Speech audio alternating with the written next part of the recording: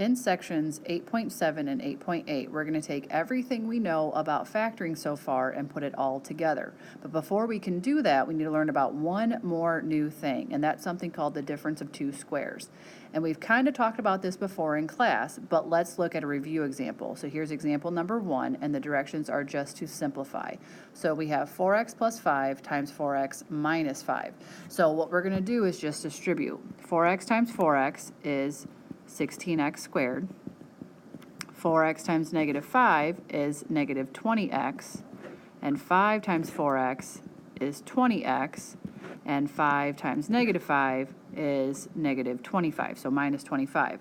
When we go to combine like terms, negative 20x and positive 20x is going to cancel each other out. So we're going to have 16x squared minus 25 as our final answer.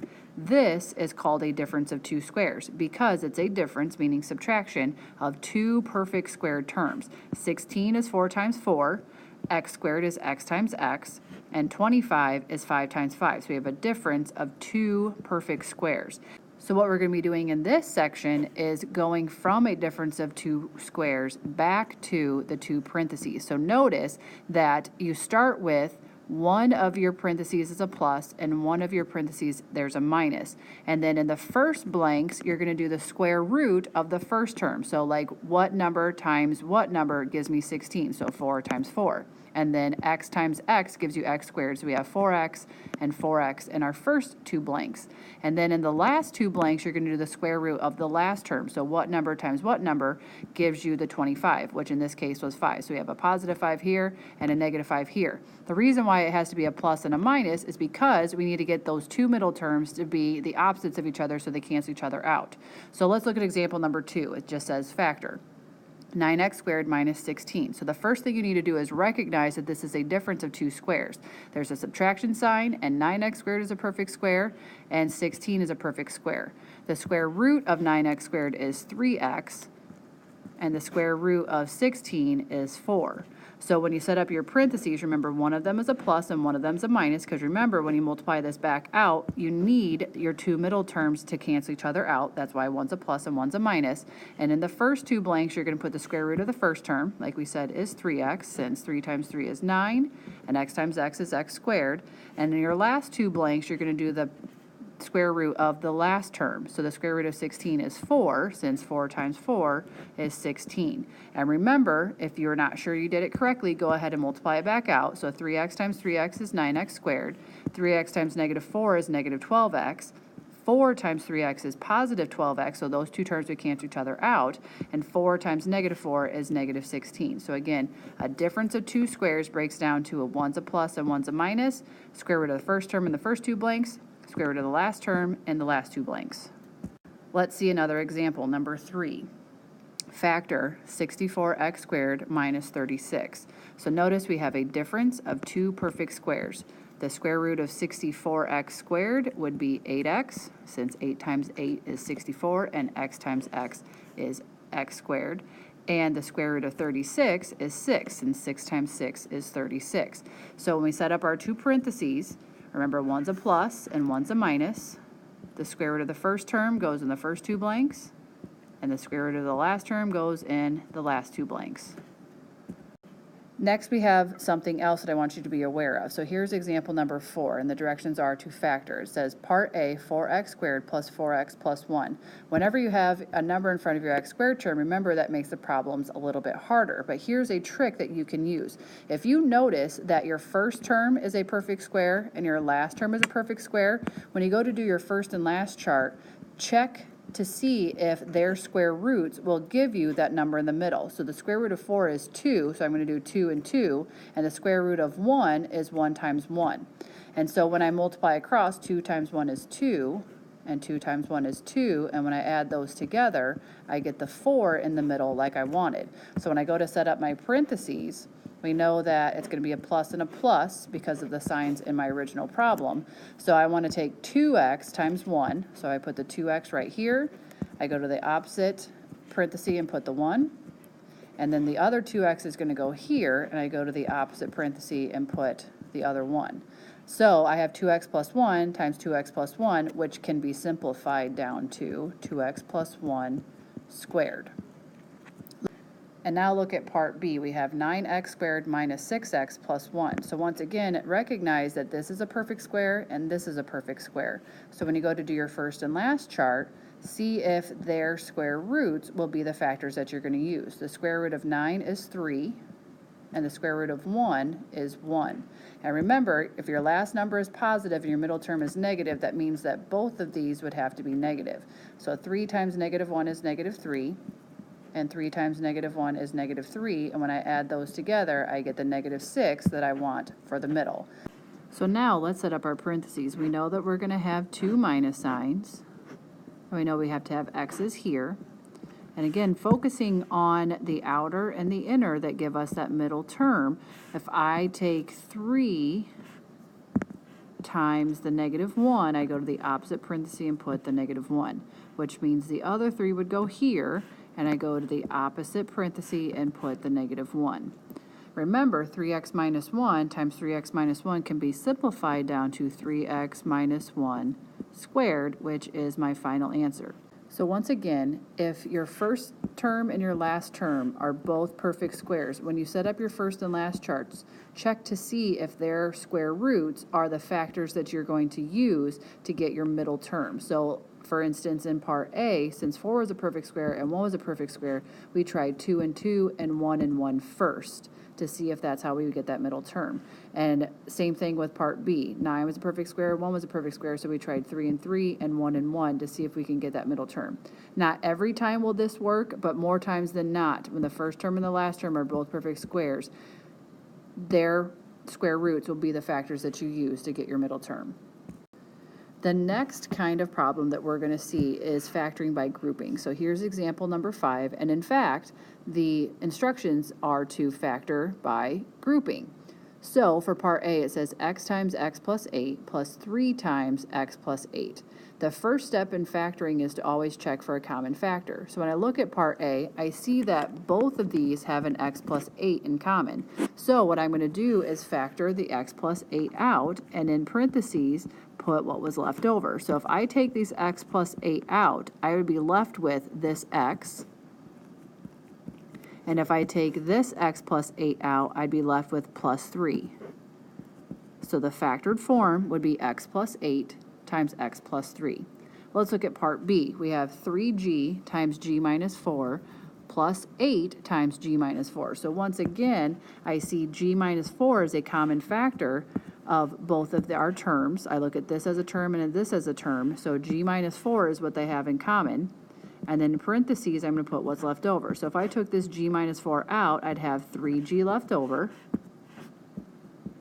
And if I took the g minus 4 out of here, I would have just a plus 8 left over. So the factored form would be g minus 4 times 3g plus 8. Now let's look at part C. X times x plus 2 minus 5 times negative 2 minus x. So what I first recognize is I have x plus 2 here and negative 2 minus x over here. This parenthesis is the exact opposite of this parenthesis. Instead of a plus 2, it has a negative 2. And instead of an x, it has a minus x. So what I can do here, since both of these numbers are negative, I can take a negative out. So if I factor a negative out, that would actually change our minus 5 into a plus 5. So that's what I'm going to do first. I'm going to take a negative 1 out of my second parenthesis, and that would change this into a plus 5. So what would be left over here, instead of a negative 2, I'd have a positive 2, and instead of a minus x, I'd have a positive x. And I'm actually going to write it in the other order because we normally see the x first. So by taking that negative 1 out, again, it made that a plus 5. Now I have an x plus 2 and an x plus 2 as a common factor that I can take out and then multiply by what's left over. So if I take this x plus 2 out, I'd be left with an x. And if I take this x plus 2 out, I'd be left with that plus 5. So the factored form of our original problem would be x plus 2 times x plus 5. Part D is very similar to part C. It says 2x times x minus 3 plus 8 times 3 minus x. So again, I recognize that I have an x minus 3 here, and my second parenthesis is the exact opposite. I have a negative 3 originally, and now it's a positive 3. and then I had a positive x, and now it's a minus x. So once again, I'm going to take a negative 1 out of this parenthesis, which would change the plus 8 to a minus 8. So that's my first step. I'm going to take 2x times x minus 3. And again, I'm taking a negative 1 out of this to change that to a minus 8. And then my 3 would become a negative, and my negative x become a positive. So I'm actually going to flip that around and say it's x minus 3. So now that I've made them look the same by taking that negative 1 out of here, I have an x minus 3 and an x minus 3 as a common factor, so I'm going to take that out, and what I have left over is the 2x minus 8. So in parentheses, 2x minus 8. So my factored form of my original problem will be x minus 3 times 2x minus 8. Example number 6 says factor by grouping. And what grouping means is that we're going to group things together with parentheses. So if you think back to example number 5, we had grouping symbols or just parentheses within our problems. But when we look at problems A and B here, we don't have any parentheses, but we can always put parentheses in it. Another thing that you're going to notice here is we normally start off with 3 terms. In these problems, we have 4, x cubed minus x squared plus 7x minus 7. And then in this problem, I also have 4 terms, x cubed minus 4x squared minus 5x plus 20.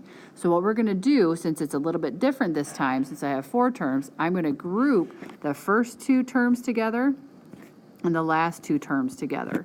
And then I'm going to look at them individually and take out a common factor. So if I look at x cubed minus x squared, what they have in common is x squared. So I take an x squared out, so I'd have an x left over, and then I took out my entire x squared, so in order to multiply it back out, I'd have to have a minus 1 left in my parentheses. And when I look at my second set of parentheses, I see 7x minus 7. They have a 7 in common, and then in parentheses, I'm going to put what's left over. So I took a 7 out, so I have an x left over, and then 7 times negative 1 would give me the negative 7 back out.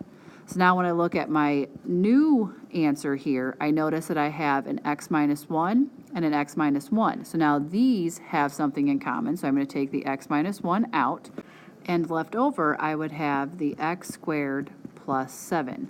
Now the only thing that I would want to check for now is that this is not a difference of 2 squares. Since I saw that x squared and I'm down to 2 terms, I might have a difference of 2 squares. But first notice this is a plus sign, not a minus sign, and also 7 is not a perfect square. So this is as far as I can break down my original problem. So again, group the first 2 terms together, the last 2 terms together, figure out what you can take out of each of those as common factors, and then once you've done that, notice that you had common factors again, so I took that out and put what was left over in parentheses afterwards. Now on to part B, and again, it's x cubed minus 4x squared minus 5x plus 20. So just like before, we're going to take parentheses and put them around our first 2 terms and our last 2 terms. But notice when I put parentheses around my last 2 terms, I end up with a minus sign in between the 2 parentheses. So think about distributing that minus sign back through. That would keep our 5 negative like it was originally, but that would change our plus 20 to minus 20. But we want to keep our problem equivalent to what we started with. So whenever a minus sign ends up in between your 2 parentheses, change the second number to its opposite. So instead of plus 20, we're now going to say minus 20. So now that we've taken care of that, let's look at each individual parenthesis and figure out what they have in common. So when I look here, I have an x cubed minus 4x squared. So they just have x squared in common. In parentheses, I'm going to put what's left over. So I started with 3 x's. I took 2 out, so I have 1 left over. And then I had minus 4x squared. I took the x squared out, so I have minus 4 left over. Now we have minus, I look at 5x and then the negative 20. What they have in common is a 5, so I'm going to take a 5 out, and in parentheses, I'm going to put what's left over. So I took the 5 out, so I have an x left over. And think about it, when I take negative 5 times x, I'd have that negative 5x like I did originally. And then I took a 5 out, and I had a negative 20, so that would change it to a minus 4. And think about multiplying this back out. Negative 5 times negative 4 would have been that positive 20 that I started with. So now when you look at these 2 problems, I have x minus 4 and x minus 4. They have that in common now. So I take that x minus 4 out, and in parentheses I put what's left over. So I take the x minus 4 out of here, so I'd have x squared left over. And then I took the x minus 4 out of this, and I have minus 5 left over. And like we said before, I would just make sure that this is not a difference of two squares. It is a difference, and this is a perfect square, but 5 is not. So this is as far as I can break down my problem. Next, we have just some straightforward factoring. We're just going to keep breaking these problems down as far as we can, putting everything we've learned so far about factoring together into these next 3 problems. So my first reminder to you that I want you to write down in your notes, nice and bold, star it, whatever you need to do. Remind yourself that you should always look for a GCF first, a greatest common factor first. See what they have in common. So when you look at number 7, it says factor completely. So that means we need to keep breaking it down until we cannot break it down anymore. So we have x to the 5th minus x cubed. Like I said before, always check for a greatest common factor first. So when I see x to the 5th and x to the 3rd, I see that they have x to the 3rd in common. So when I take 3 x's out of x to the 5th, I have x squared left over. And then I would have to have a minus 1 afterwards. So when I multiply this back out, I get that minus x cubed back out. So far I have x cubed times x squared minus 1. So now I'm going to look at what I have left as my problem. I can't do anything else with my x cubed, but I recognize that this is 2 terms. It's a difference of 2 perfect squares since 1 is a perfect square. 1 times 1 is 1. And I know from the beginning of this section that I can break down a difference of 2 squares into 2 parentheses. So my x cubed is just going to follow. I'm going to break down my difference of 2 squares into 2 parentheses. Remember, one's a plus and one's a minus. And the first 2 blanks goes the square root of the first term. So x times x is x squared. And the last 2 blanks is the square root of the last number. 1 times 1 is 1. So now I have x cubed times x plus 1 times x minus 1. I can't break this down anymore, and I can't break this down anymore. So this is my completely factored form of x to the 5th minus x cubed. Let's see another example of factoring completely. So here's example number 8. Negative 5x squared minus 30x minus 45. What I first noticed, because I know I need to find a greatest common factor, I see that all 3 of my terms are negative. So I'm going to take out a negative. I also notice that all 3 of my terms are divisible by 5. So I'm going to take out a 5. I cannot take out an x since my last number is a constant term and does not have an x value. So I'm going to factor out a negative 5. So basically I'm just dividing every term in my original problem by negative 5. So in parentheses, I'm going to put what's left over. So I took the negative 5 out, so I have an x squared left over. Negative 5 times positive 6 would give me the negative 30. And I didn't do anything with the x's, so it'd be plus 6x. And then negative 5 times positive 9 would give me that negative 45 of my original problem. So now that I've taken the negative 5 out, I'm going to look at what's left over and see if I can break that down even further. Recognize that we do not have a number in front of our x squared term, so that makes our lives a lot easier. So all I have to worry about is what 2 numbers multiplied to give me 9 that add up to give me 6, and that would be 3 and 3. So my negative 5 is just going to come along for the ride out here, set up my 2 parentheses. A plus plus is a plus plus. I know I have to have x's here, so when I take x times x, I get that x squared term back out. And then we said 3 times 3 is 9, and 3 plus 3 is 6. So looking at my new answer here, I have negative 5, can't break down that any further. X plus 3, cannot break that down any further. And x plus 3, cannot break that down any further. However, I do see that I have 2 of the same terms here, so I can just rewrite it as negative 5 times x plus 3 squared. And that is the complete factored form of negative 5x squared minus 30x minus 45. And now our last example, number 9, factor completely. So we have 4x to the 4th minus 25x squared. First thing I always check for is a greatest common factor. 4 and 25 do not have any common factors, but I do see that I have x to the 4th and x squared. So they have an x squared in common. So in parentheses, I put what's left over, so 4x squared minus 25. Now, when I look at what's left over here, I see that it is a difference of 2 perfect squares. So the square root of 4 is 2, the square root of x squared is x, and the square root of 25 is 5. So remember, the x squared is going to come along for the ride out here. I'm going to set up my 2 parentheses. When it's a difference of 2 squares, one's a plus, one's a minus. And my first 2 blanks, I put the square root of the first term. So the square root of 4x squared is 2x. And in the last 2 blanks, I put the square root of the last term, which would be 5. And that is as far as I can break it down. I cannot break down the x squared any further, the 2x plus 5, nor the 2x minus 5. So that is the complete factored form of 4x to the 4th minus 25x squared. That's it for this section. Make sure you jot down anything you don't understand that we can cover in class before we move on, and we'll see you then.